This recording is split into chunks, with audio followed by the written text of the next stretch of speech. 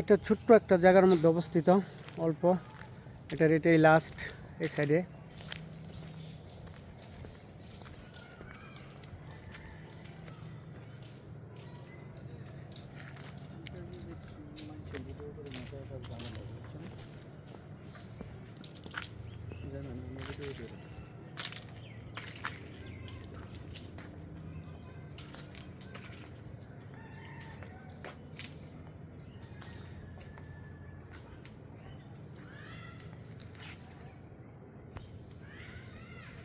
পুকুর পাশে দুইটা জলপুরি।